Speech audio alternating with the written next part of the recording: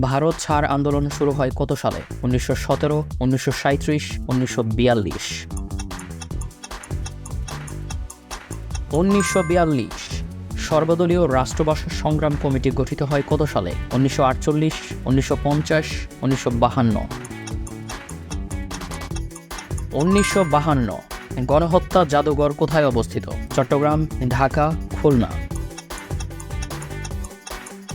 খুলনা।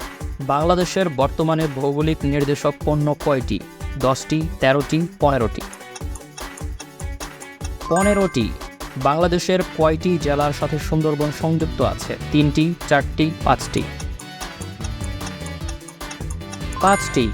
বাংলাদেশে বন গবেষণা কেন্দ্র কোথায় অবস্থিত? কুমিল্লা, চট্টগ্রাম, গাজীপুর। চট্টগ্রাম। ই-3 চালু করা হয় কত সালে? 2013, 2014, 2015। 2013।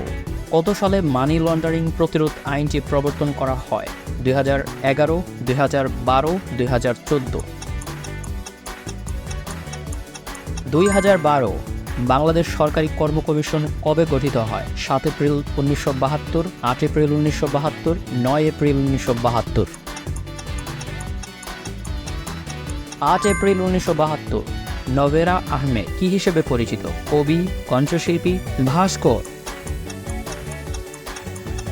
ভাস্কর।